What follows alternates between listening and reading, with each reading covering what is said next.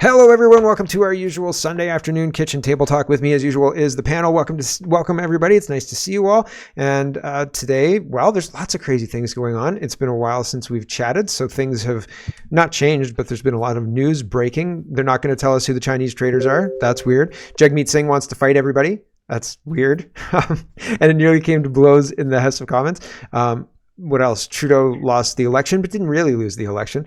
And, well, we can start there, talk about the water restrictions. There's all sorts of things going on. Let's start with Jagmeet wants to fight everybody and start there, because I think it's really interesting. Like the first incident seemed, some people said it was staged. I don't know if it was staged, but it seemed like Jagmeet Singh was ready to, come to blows with a citizen, I guess. Somebody called him a corrupt bastard, I think is what they called him.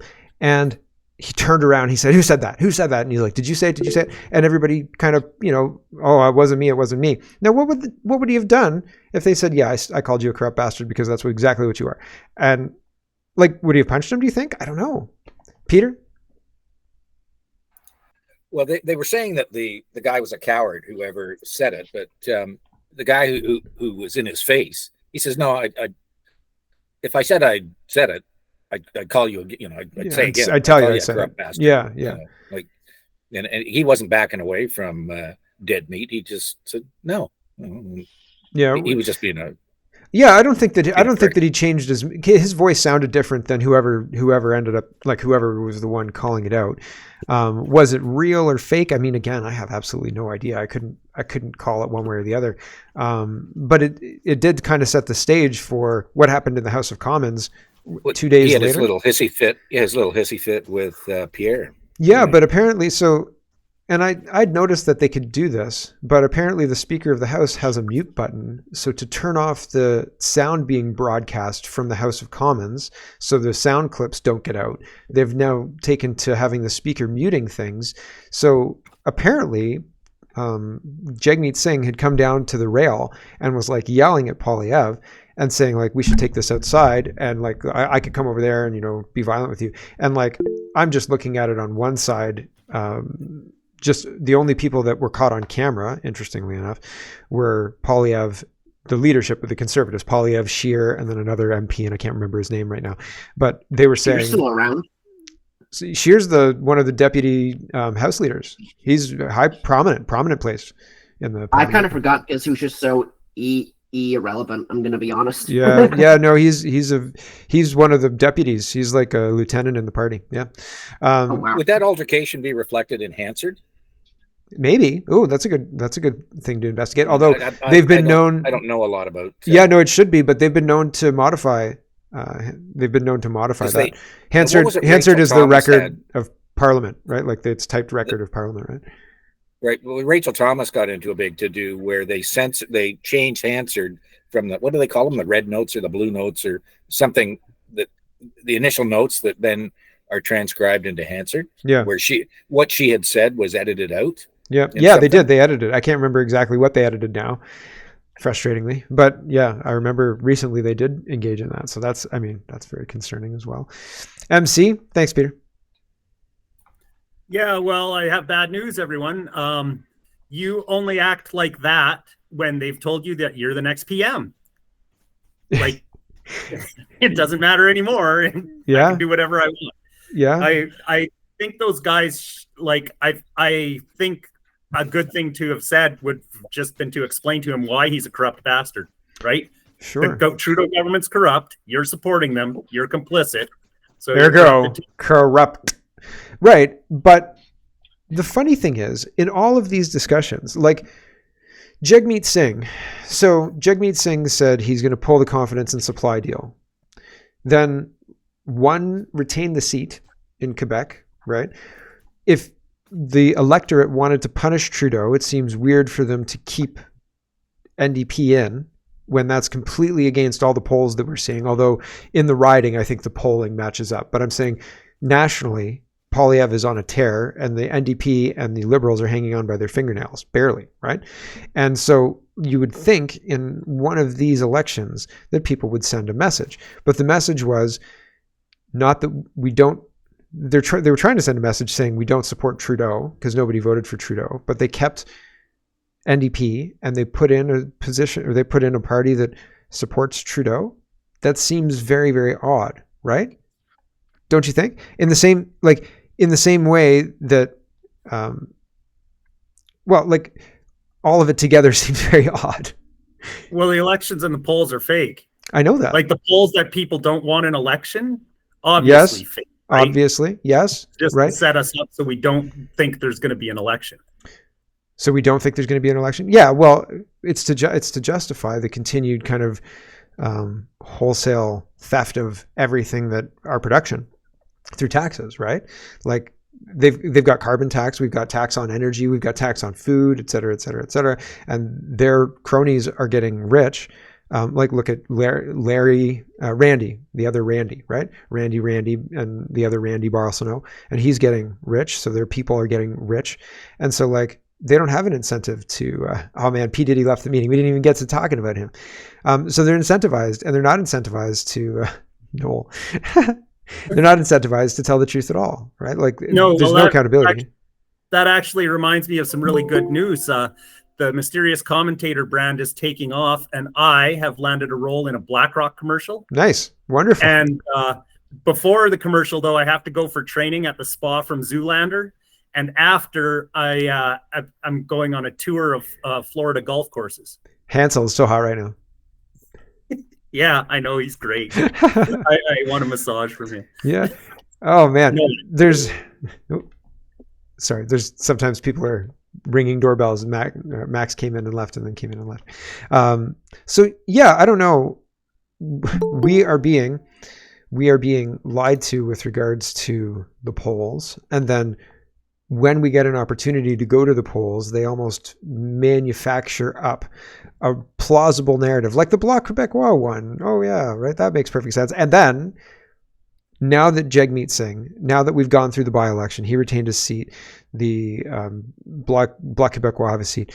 NDP are not going to vote for the Liberals, and then the Bloc say, "Oh, we will." Nobody asked Jagmeet Singh, and now he's going to vote for the Liberals too. But nobody asked him, like, there's Chinese traitors. How do you have confidence in this government when there's Chinese traitors in this government? What are you talking about? Same with the pushback on Blanchette. Nobody's saying, like, you understand that there's Chinese traitors within the government, that we've known that for a year. CSIS had to leak it because this government didn't tell us about it. And you have confidence in this government? How? Like, can you explain that to us? And then they won't explain because they'll pivot and say, we're not voting with the Liberals. We're preventing Poilievre from becoming prime minister. And that's the mental gymnastics we're supposed to accept. And that's insane. Like that's all Jagmeet Singh has right now. And it's insane. And Blanchette saying that Poilievre is the same as Trudeau, and I choose to get as much out of Trudeau for Quebec as I can. And that's why Chinese traitors in the government don't matter to Blanchette.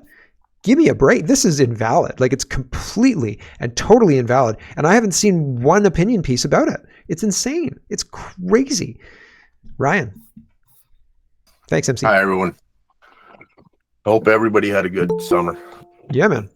Good to see everybody. Yeah, it's nice to see you. Yeah. Just we're going into an election with a corrupt government. Everybody that goes in to vote for anybody in the federal government, you're just supporting the corruption. Mm-hmm. We gotta do something before elections and stuff like that. Like, for an example, our premiers should be yelling at the top of their lungs is, hey, we want to see who these corrupt people are. Mm-hmm. You guys are telling us what to do, and there's corruption in the freaking government. Yep. And sit there and tell them we're not doing this anymore. We don't have to do what you tell us to do. Just like they should be even like civil servants, the mayors, they should be saying something. People, yes. That's who we talk to tell them, hey, go check this out, yeah. But that nothing's happening that way either.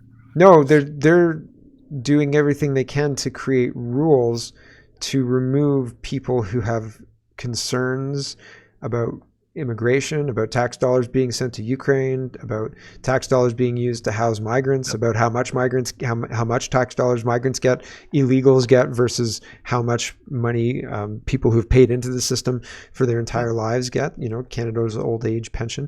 But I wanted to touch back on what you were talking about at the beginning. If if an election gets triggered right now, like say Magic Wand, there's an election triggered today. Polyev somehow gets everybody on board and they trigger an election. We don't know the names of the Chinese traders. We don't know anything about anything. And I don't know how to rectify that, because that needs we need to fix that problem. That is, it's like turning our democracy into a game of Survivor, right? With rumor and innuendo and smear campaigns as fact, when the people in charge have the names. It's not even like they don't have the names. They just have the names and they won't release them. Why? I think it's probably upper echelon cabinet ministers, up to and including the PM himself. Probably. Yeah, that's my guess. I agree. Yeah, we got to do something before election, because all we're doing is going to be supporting corruption. But they have no incentive. The people in power now have, if my speculation, and it is just speculation, who could know, but I have to look at their actions and then speculate what's motivating them. So they have every reason to keep us in the dark as the public, to keep their power, because if we know, then they lose their power right away. So they do everything they can to keep us in the dark. And so that's the cat and mouse game. We get fed nonsense distractions and we're supposed to pay attention to it. And while they get away with continuing to undermine our entire system, right? And that's it's all theater, exactly. It's scary. Jagmeet Singh, Jagmeet. Oh, he goes all nuts and crazy. That's theater. Yep. I think, anyways. Yeah. Thanks, Ryan. It's nice to see you as well, man. Ron. Yeah, it really seems all theater. It's the WWE. They opened up Parliament with the raging Klingon, and I don't even know where to begin, and I don't think anything will change. I think it's always been corrupt. I just think they're making bigger steps, and technology, it's harder to cover it up without a really thick layer of propaganda. Most people buy it, keep carrying on. I don't know. Yeah, well, they opened up Parliament with Ryan Garrettson going after Cat Canada as a Russian agent, and they said she's a Russian agent, and I mean, weird to so Ezra Levant is very litigious. He'll go after you if you say something that is actionable, right? If you call him a name or something like that. I mean, I don't want to call Ezra names. That's not the point. The point is he'll come after you, and he'll he's proven previously that he'll use the law in order to maintain the letter of the law in Canada. And I think that that's a good thing, good for him for doing that, because he stands up for himself in the way you're supposed to, even if it's expensive. But he's a lawyer, so he can navigate that a little bit better, right? So if he does something like that, and then if Ezra sues Mark Garrettson, I'm not so surprised, right? So I would be surprised if Mark Garrettson called a rebel reporter a Russian asset, right? But he didn't. He went after Kian, who came up under Ezra, and himself had Ezra protect him, I think once or twice, with legal stuff and fees that probably weren't cheap. You know what I mean? So that lesson was learned, and Kian did the same for Cat Canada, right? And Mark Garrettson had to apologize, but I don't want to miss the forest from the trees or the signal from the noise or anything like that here. The whole point of that was to initiate the idea that Russia is interfering in our democracy, and that we need to have controls on the internet somehow to prevent Russia from interfering in our democracy. All the while, we have at least 11 Chinese traitors sitting in our government coming up with censorship laws. So this is absolutely jaw-droppingly brazen. What? You're worried about Russia and Cat Canada, but you're not worried about the MPs who are creating censorship laws right now? That's not your concern? Are you kidding me? It's crazy, right? It's not just me, right? I felt the same outrage 10 years ago when CSIS guy said on CBC that there was foreign influence all the way down to the city level. Yeah, well, there is. Right? Oh, there absolutely is. They're open about it. at the this city level. story probably older than time. I want to know which. If I could cross over to the P Diddy, we had Nygaard in Canada. We've had didn't hang himself. Nexium, Like, Smallville. So who's in charge? Nexium, yeah. So we had the pig farmer. Glee? How many women? Glee? People? Like, so who's in charge now? I don't know. And how many Canadian names are really on this, right? Like what is it? Sexpionage. This is older than time, right? Like, That's a great Russian books. That might be the title. Sexpionage. There's Sex. books. Oh yeah. It's huge. I'm getting it wrong. Like older than time, right? Yeah, man. No, you're not wrong. It's pretty wild. The P Diddy stuff. Yeah, I think we'll come back to because we had a couple of people with their hands up. So I think we're gonna talk about Chinese interference and stuff before we come back to P Diddy. But yeah, thanks, Ron. MC.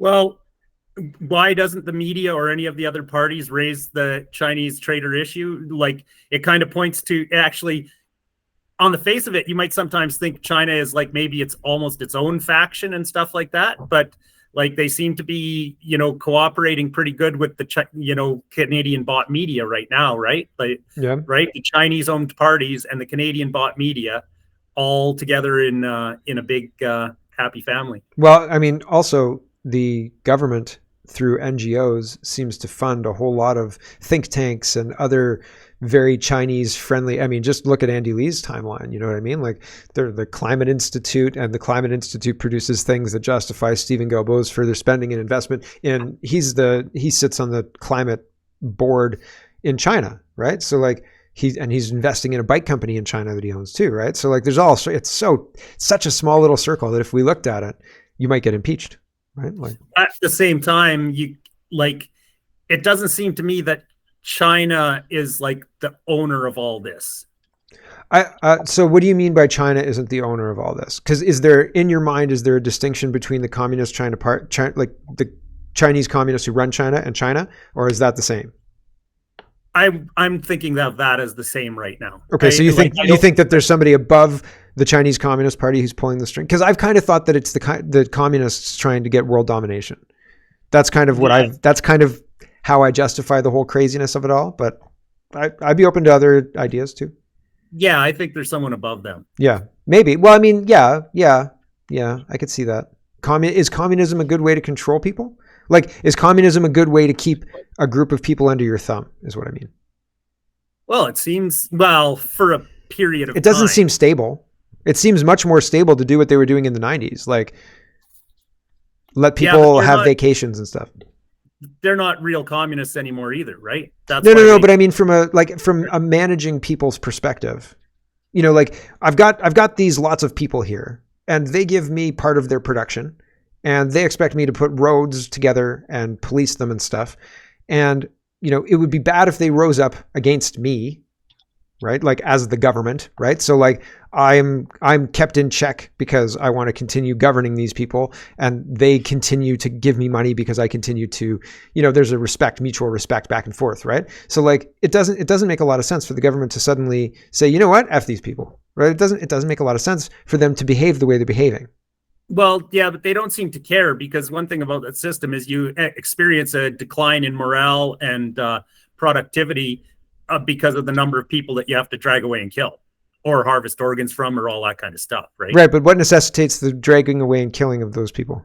Like, are you talking about like the communist system where the resources run out and it's like we've got enough surgery for 5 people, but we've got 9 people who need surgery, kill those 4? No, because they're dissidents. Okay, fair enough. Yes, the dissident, but in the system like that we had in the 90s, the system that we previously believed, I mean, that they're kind of saying is that we're living under now, but I don't believe that that's true. But the system that I believe that I was living under in the 90s, I don't know, maybe I was not mature enough to understand the nuance, right? Because I've heard the argument that it was already communist and already a dictatorship in the 90s. There was McLean's articles talking about that. So I could be not discerning it, but like what I thought was a free and open system, right? Even then, I don't know that it's that system in the 90s that I believe to be that I was living under. That seems much more stable to manage people over the long term than a tyrannical communist regime. You know what I mean? Like letting the free market work, letting people make lots of money and fail if they fail. Like rather than bail everybody out and maintain the status quo come hell or high water, right? And no matter what the cost. Yeah, well, that's why these guys are evil, right? Like they don't have to do it, right? They could leave us alone. For some reason, they're such control freaks that they just can't resist like having this big sinister organization that they're hiding from it. Like, what is the point of it? Like, really? Like, right? Could they not Elon Musk is a billionaire. Like, what more do you need than $1 billion? And I mean, not to say what more do you need than $1 billion in a tyrannical way. Like, I'm going to tax all your income over $1 billion. That's not what I'm saying. But I'm saying, like, if you've got $1 billion, you can do almost anything you want. You know what I mean? Yeah. But the point of the control is the control, right? It's only that if you were left to your own devices, you might choose something that they wouldn't prefer. Well, right. But they'd prefer I don't do this show. And here I am day in and day out poking them in the eye, right? Right? I know, right? And they hate it. And I love it. So I don't know. It's a very strange, I feel like, and I mean, so you're saying their motivation is pure hatred. And you might be right. They just hate us. Some of them probably believe the Malthusian crap. Yeah. So ideological hatred. Yes. Historical hatred. That too. Indeed. I just think that they're the heroes of the story. I think they're sold on, the doom and gloom, and this needs to be done for our own good, right? People really that's all. Yeah, maybe people really, really like the whole, bring the asteroid. I hope the asteroid hits and, it wipes everything out because everything's gotten so bad. I hope the asteroid comes and stuff. And they're really like, you can look around and see kind of that trope in a lot of different places online. So people really kind of fell in love with it. And I think like that implies giving up in a way that like fighting for our ideals is hard, right? It's hard. And it's like, it seems like, you're shouting in the wind, or you're punching and there's a hurricane, and you're like, well, something's going to happen. It's like, man, nothing's going to happen, like, so it feels like that sometimes, and then other times you find out that actually, it did make a difference. There was, something, the needle moved a little bit, right? And so I don't know, you never know. Anyway, thank you, MC and Ron.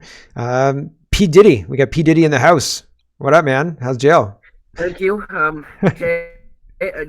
Jail's pretty good. I'm talking before like the guards go away and the security cameras go out. So I'm gonna get my piece in quickly. But yeah, I do think it's definitely. I think Ron had the perfect analogy when he said that this is like WWE wrestling, and it's all a stage, and we're just waiting until the next storyline, that is the election. At this point. Yep. P Diddy, isn't that wrestling in baby oil?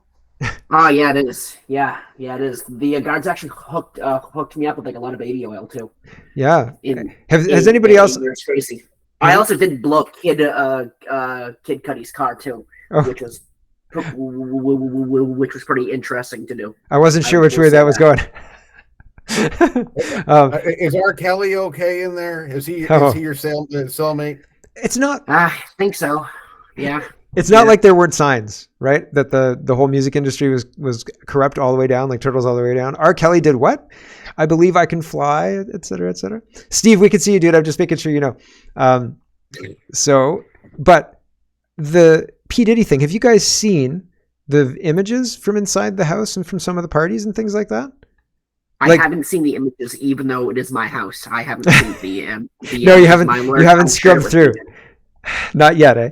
Man, it's the bathroom absolutely full of baby oil. Pretty wild stuff. Bottles and bottles, thousands of bottles in front of the bathtub, on the side of the bath, everything, man. It's wild. You like baby oil? It's always in arm's reach. It is. And apparently his attendees or like staff would have a little fanny pack that they had to wear, and within the fanny pack was edibles and all sorts of everything else. And yeah. Well, all I gotta say is there ain't no party like a Diddy party. I bet. And goodness me, the other part of it is the whole Justin Bieber aspect, which is like what that guy must know is very, very dark with regards to like Usher, Puff Daddy, and P Diddy parties, as you say. Scary stuff. Have you, like, breaking character just a little bit? Has anybody? Yeah. Is there anybody? That's kind of quartering you a little bit. I'm sorry, Max. It's fine. But it's freaking, like, I watched a little 30-second thing. I think I played it on the show where Puff Daddy is like tapping Justin Bieber down looking for a wire, and I was like, "This is 48 hours of Diddy." Yeah, that's what he said. Yeah, like wild, right? And I mean, like, I've heard stories like this from people like NSYNC, but like boy bands. Amanda Bynes, right? Remember how she went all crazy? Britney Spears, remember her knife dance? Like, it's not like there's a zero-sum game. You're like, hey, do you want to be super famous? Like, everybody in the world knows your name by the time you're 14 years old? Cool. Like, that's going to do a number on your brain, I guess. And then all the rest of the MK Ultra nonsense too. And then you get Britney Spears, and all of a sudden we're finding out like Oprah seems to be an instrumental. She seems to be there with Harvey Weinstein and Puff Daddy. Barack Obama seemed to be there with Puff Daddy and Harvey Weinstein. Michelle Obama was like Harvey Weinstein's the shizzle, right? Like, there's all sorts of crazy stuff with those kind of connections. Ellen DeGeneres, Oprah the Rock, right? Like, there's all these weird things going on. And then Hawaii, right? So I don't know, man. And then you could even connect it up to the missing children in Hawaii and like what's going on with that. Somebody was talking about trafficked children and the number of missing trafficked children. And this all goes back to Epstein, Maxwell, NXIVM, P Diddy, right? And it's just like, this is super duper dark. And the other part of it is, these are the people, and this is kind of what I was talking about on my show as well, but these are the people who set the culture. Like, Ellen DeGeneres did a daily show where she was talking to the most influential people. Clinton, says Ron, most influential people in the world, right? And like, the depth at which the leadership mechanisms across the world are compromised seems to be really obvious if you look at it from a point of view of like, what's P Diddy been doing with all of these leaders and what's he been providing? It's not access to his rap audience, I don't think. Right? I don't know. Sorry, there's all these hands up and I'm just diatribing. Ryan. Yeah. Yeah, I'm thinking like, well, with P Diddy and all this, I can kind of sum it up with what we were talking about a little bit back, where I think our technology has changed the ways that we think of the world now too. Like back in the 90s, you're talking. I felt the same way. I thought this is legit. The school is legit. Everything's, I got to work, pay my taxes, blah, blah, blah. But the technology, now the whole world can see what's really going on with our money, with the governments. And the governments, well, all these people, I think they're getting more scared that they're going to lose their power. They're getting mad because they thought when they were going in that, oh, I get to take all this money, and then when I leave, I get to keep my money. But I think they're all acting because of the day and age right now. Like with P Diddy and all the other down the line, whatever, we can see this in real time. Mm-hmm. Back in 1990, we wouldn't even know about this stuff.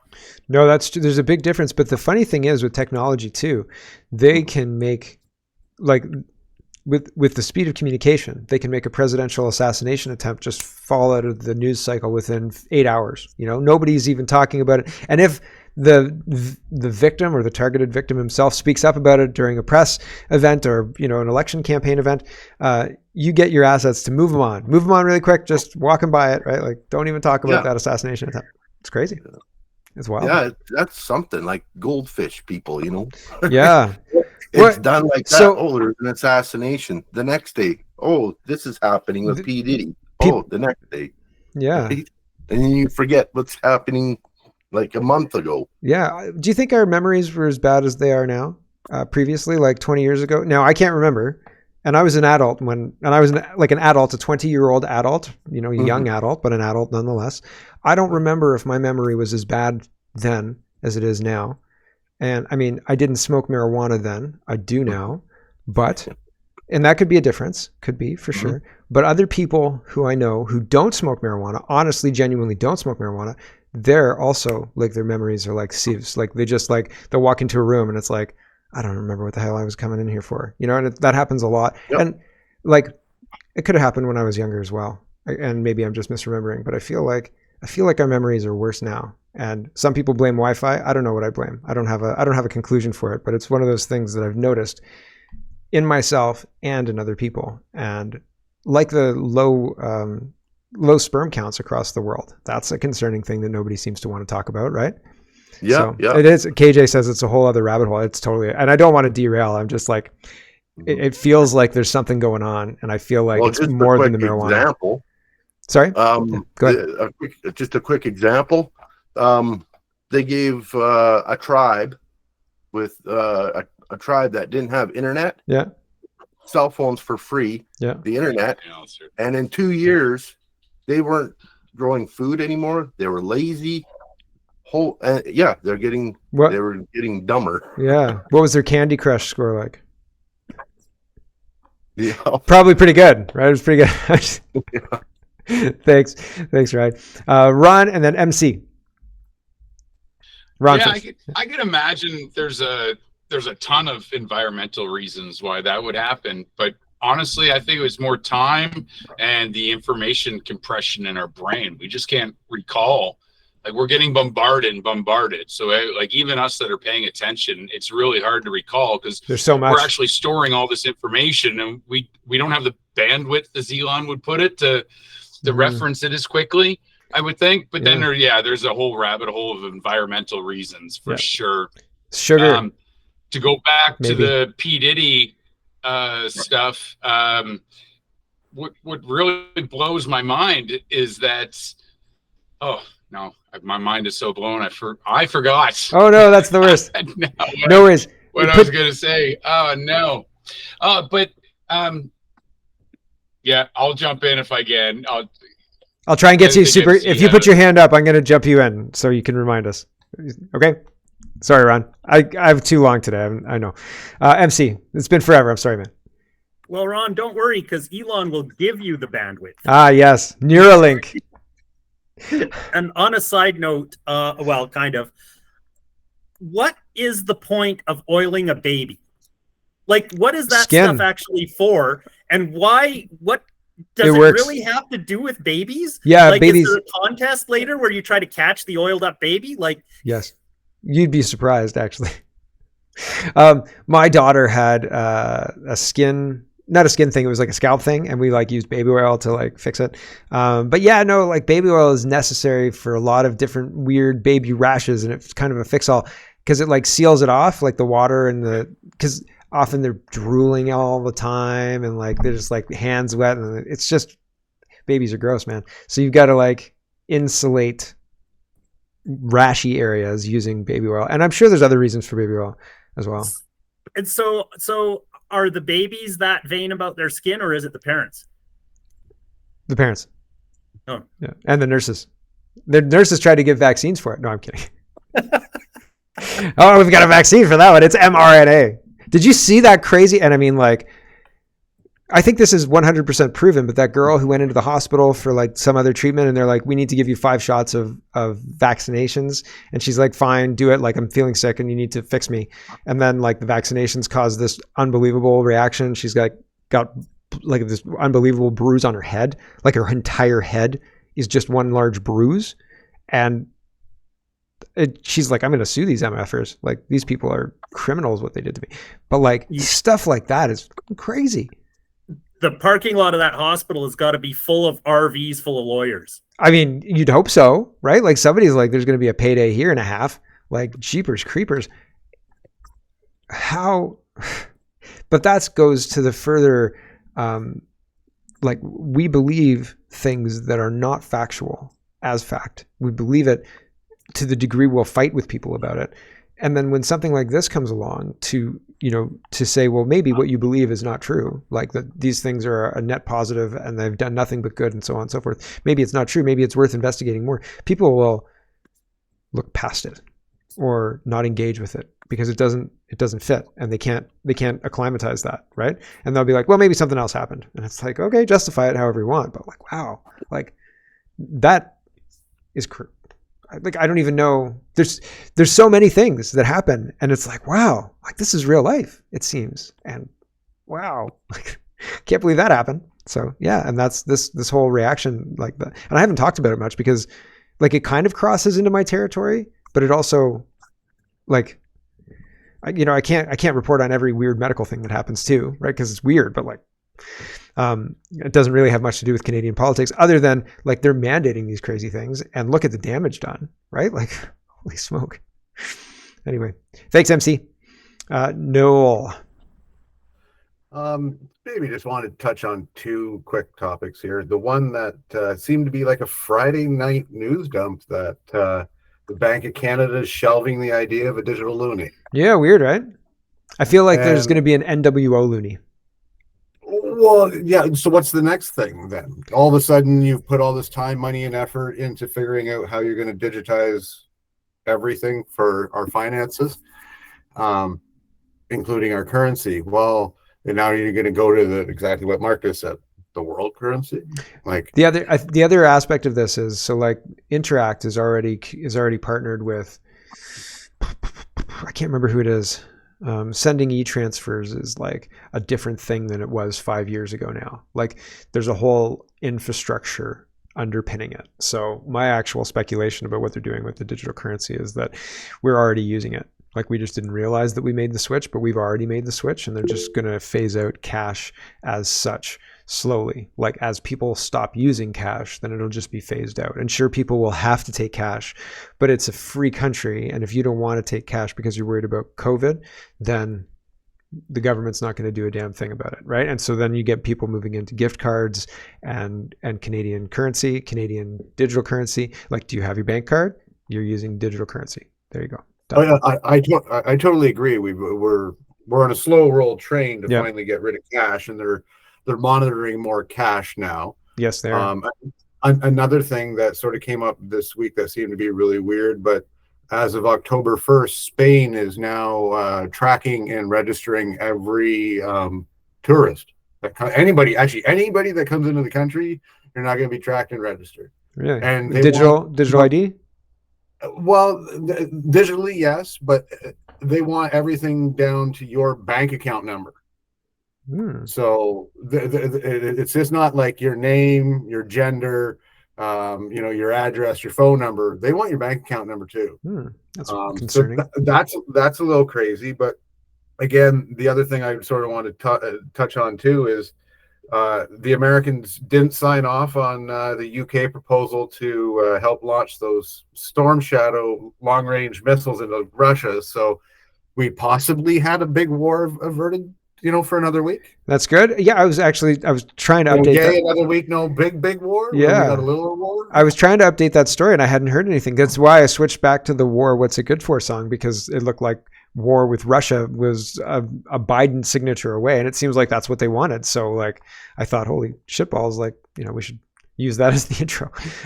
But yeah, I'm glad to hear it. That doesn't. I woke up to a text from a buddy of mine. We share lots together. Good guy named Andy, and exactly what he said. Like the U.S. and NATO, you need their satellites to do this. So it really doesn't matter the ethnicity of the person that's going to pull the trigger. It's completely irrelevant. Mm-hmm. Yeah. It's the telemetry. It's telemetry data. Yeah. Yeah. So at least that has been averted for another week. We'll see what Trudeau and his gang of international elite idiots are going to do. So but there's a lot of people there. It seems like they're behind the eight ball. Like from a tactics perspective, they're in a very, very vulnerable position. Like we rejected COVID, we rejected further lockdowns, we rejected monkeypox, we rejected we haven't lynched our leaders yet. right? But we're not doing anything that they want us to do.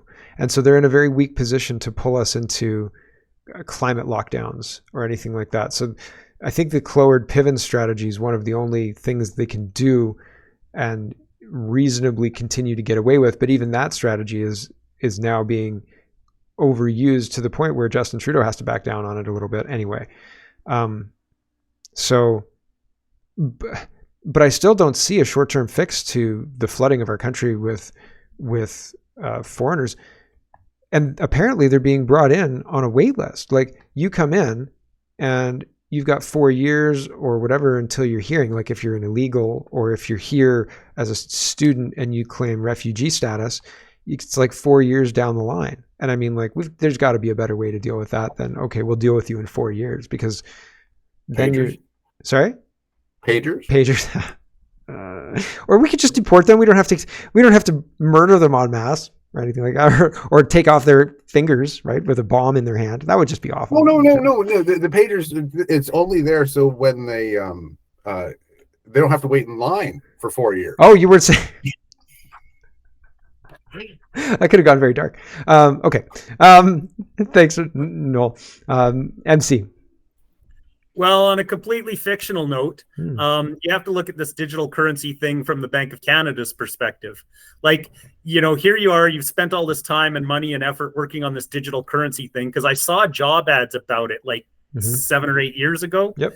And then all of a sudden you find out that their grid down event is going to be in October. And you're like, well, darn, we're not going to get there in time. Well, what's the point of having an electronic currency that if you're just going to have no power to use it? That's true. It's true. Well, and see, like, grid down event in October.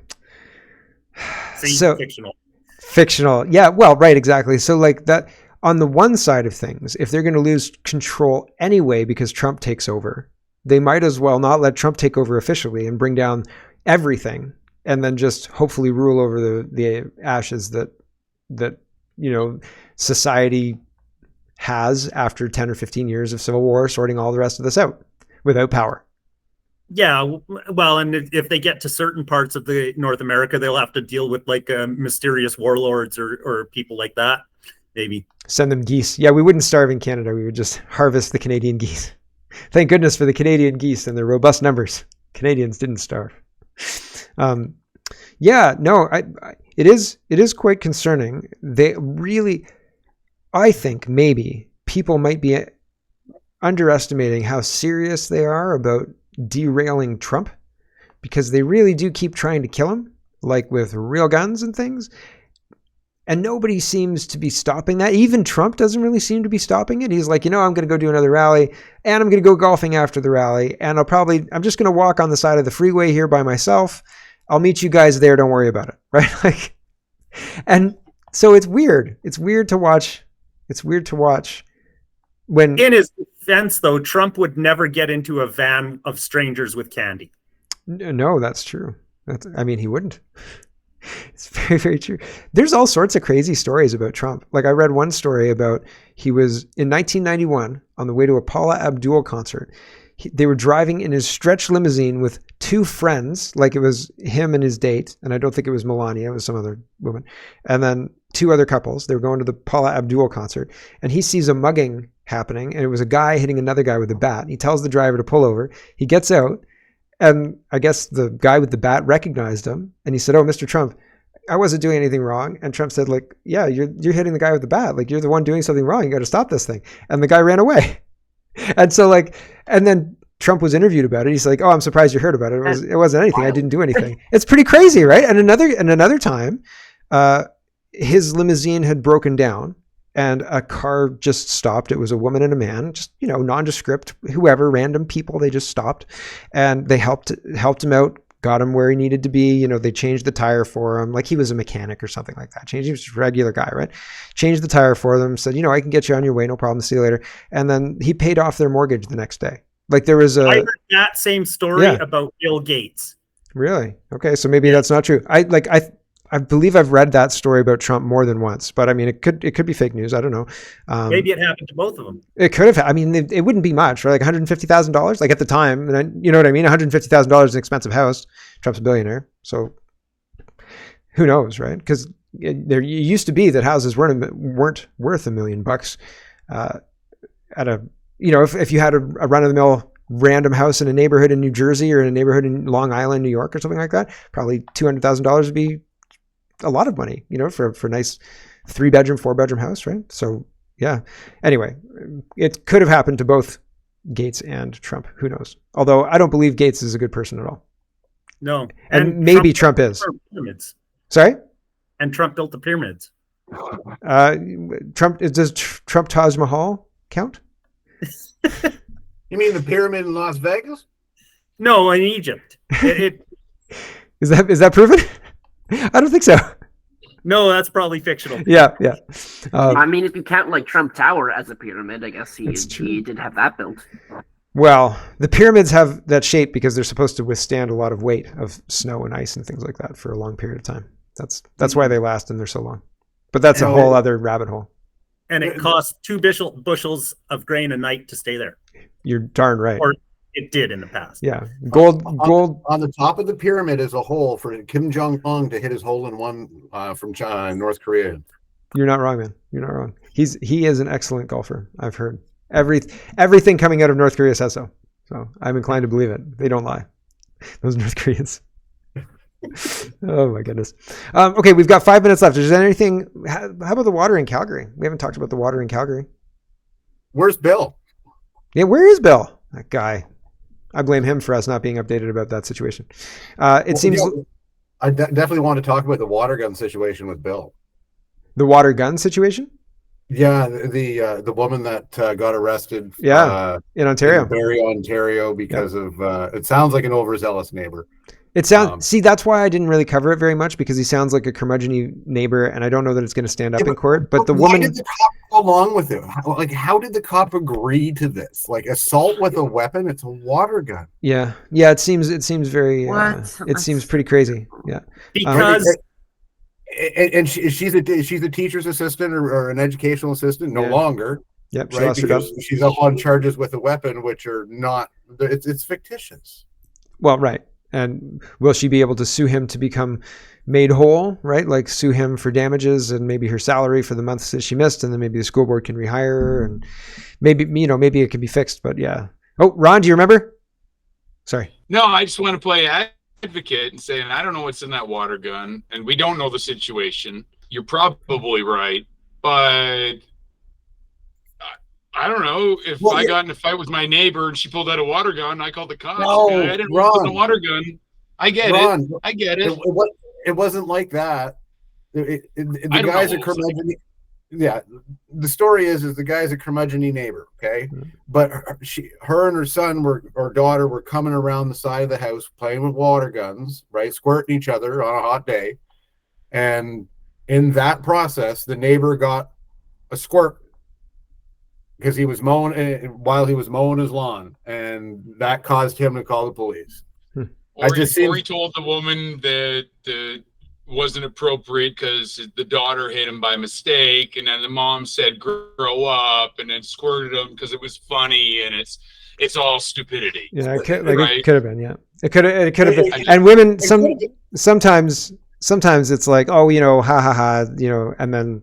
It's like, well, you took it too far, and like, had it been just a mistake, we wouldn't have been charging you, but it wasn't. You did this after the mistake happened. You know what I mean? And I don't know the situation, but I could see it. None of us do, but it just sounds a little bit beyond, right? Sure. But I mean, at the same time, if she's antagonizing and she's using a water gun to antagonize, I could see the cops being kind of pushed into a corner, right? And just like, like they're technically the letter of the law, this guy is right, and you have to go to jail. And I mean, like, who knows if she was somebody who is not petty. Petty is the wrong word, but I've met people who don't understand, who can't read a situation properly, and they think that they can get away with something because they put a little bit more humor. Try a different diffusing technique or something like that, and then they realize like they've overstepped and they've actually crossed this line, and you can't unring that bell. And it's like, well, like, sorry, lady, like that's not great. You're not dealing with an 8-year-old student here. You're dealing with an adult man. Don't squirt people with water guns. Yeah, maybe. Common sense isn't as common as you think. When he was a baby and he got sprayed too much oil or something. Whoa, it all comes full circle. Gotta love a good tag. Thanks, Ryan. MC, you get your hand up, and I think we'll roll it up after that. Okay, well, so what you just said there, Mark, is kind of an interesting thing about misreading the situation and stuff like that. For example, when I banged Trudeau's wife, it was a completely inappropriate comedic device to use on any publicly consumed show. But also, I think that by the time the cop got there, they knew it was water, right? Probably. It was water. Probably. So probably. But again, the nuance is such that even if it's water and she takes it past a certain point, again, the cop isn't. Do you ever watch Law and Order? Rarely. I liked Law and Order when I was young, and when I was in college, man, the Law and Order, you could reliably get Law and Order on when you were supposed to be studying, and so I would definitely do that. And oftentimes the police would hand it off to the DA, right? And the DA were like, "There's no case here," and they're like, "Well, you're the one who has to make the case. All I can do is enforce the law." Blah blah blah blah. So they, not to say that they're sentencing this woman or anything like that. They're just I hate to say it or whatever, but doing what they've been told to do, doing their jobs. Well, that's kind of what I was getting at, is that this is how we are now. We've reached a point where anytime there's a call, any complaint has to result in an enforcement action. These people are supposed to have discretion, and they seem to it's just like someone complained, I got to give someone a ticket, right? Yep. I pulled someone over, they must be guilty of something, and there you go, right? That's kind of similar to, and I mean, you're right. On one side of things, they should be exercising their discretion and not doing this. But again, we don't know the whole situation. But in the UK, I know. In the UK, it backlogs the court. It does, of course. But in the UK, they're arresting people for praying silently in their head near abortion clinics. Things like that. They're arresting that. They're arresting people for Facebook posts. We are setting ourselves up for a reckoning. You know what I mean? It's not good what we're doing. What we're doing is absolutely the wrong moves. Giving people charges for, weapons when they're using water guns. That's not good. And I'm not trying to make the argument that it's good. And it's not good that the police are stupid and giving out charges like that. It's not good. Admittedly, we don't know the nuance, and Ron's shaking his head. I get it. We don't know the nuance, but at the same time, we are supposed to be in a civil society with mutual respect and mutual give and take. Give and take is it maybe, but I guess that's the ideal. We fall short sometimes, right?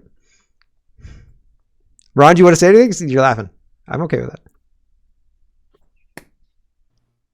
No, I had nothing to say. I was just laughing at Peter. I agree. It was a nothing burger to me because there was so much that the news will never tell you. No, for sure. And at the end of that story, it would probably come down to skin color, not to whisper maybe. Joe Biden. But right, and then the juxtaposition then is a guy with a real gun shoots up a birthday party and is out on bail the next day. You know what I mean? And it's that person's life's not destroyed. He's destroyed a bunch of other lives. And it's how do you... Not if it was me or anybody on this panel. Right. Well, right. But it's how do you... Well, right. If it depends on the demographic shooting up the birthday party and on whether or not they get bail. But that's another thing to talk about, right? And so it's a very, very concerning situation where our law enforcement has been watered down to the point of gangbangers shooting illegal guns get bail, and EAs shooting water guns get their job lost and full, let's take her down to the station. The person shooting the water gun was against the Liberal Party, so that's why she had to get... Was she? I see. She was an EA. I don't know how you can work in education and not be for the Liberals at this point in time. She wasn't practicing joy. That was the issue. It was so joyful. Yeah. Oh my gosh, Hollywood is going to just crash and burn. It's going to be interesting to watch. Okay. I think it's just she was having fun. Oh, she was having fun on her lawn. Get her. And this guy. You're arrested for having fun. Yeah, this guy's a crusty Laughter's old, a crime. lonely piece of poo. Yep. And maybe the weeds are overcoming his lawn. Back off. Yep, people are crazy. I remember what I want to say. I'll say it really quick about the whole sexpionage. They're taking down these big players, and all the little ones, they're probably crapping their pants, right? Because somebody else has the information they thought's been secure for so long because the guy at the top they knew was protected, and now he's not protected anymore. Yeah. So now they can be exploited for a whole whack more information, a whole whack, you know what I mean? Like, now we need you to say this. Oh, you thought it was over? Well, sorry, now it's time to play this card. So now it's double jeopardy time for all those people. Yeah. They're really scary. Go ahead. Bieber's comes in. Bieber's got to represent Canada there, right? Oh, something's going on with that. Maybe Bieber's hiring the divers to go after the information in the safe in the boat. No, he's the Ocean Gate submarine. He's the Ocean Gate window after that. Yeah. See, no, those guys were getting out of Dodge. They knew P Diddy was going down, and they were like, you know what? We need a whole new identity. And he's like, I could live on $1 billion, because he was a multi-billionaire, right? I think he transferred $1 billion. He's like, give the rest to the wife. And me and the son are out of here. Bye. See you later. And they blew up in the submarine, which was the dumbest idea in the world. My thing about like the whole Diddy stuff is like everyone knew in Hollywood that this was going on. Everybody in the rap industry everybody knew this. Mel Gibson. Mel Gibson. That's Drake's side, because Drake's mansion shouldn't have flooded. He's in the highest part of Toronto, so I think that's an insurance scam. He's covering up evidence, the Toronto connection, because his house shouldn't have flooded. Yeah, that's interesting. You know, when like Kesha wrote the lyrics, "Wake up in the morning" like P Diddy, you know, she probably knew what that really meant. She sure did. Oh, that would. Oh man, that might be a contender for a new intro song. All right. That brings us. Next episode? Maybe we'll see. All right, everyone, that was fun. Thanks for watching, and this brings us to an end for the show. And thanks, everyone, and we'll see you next week.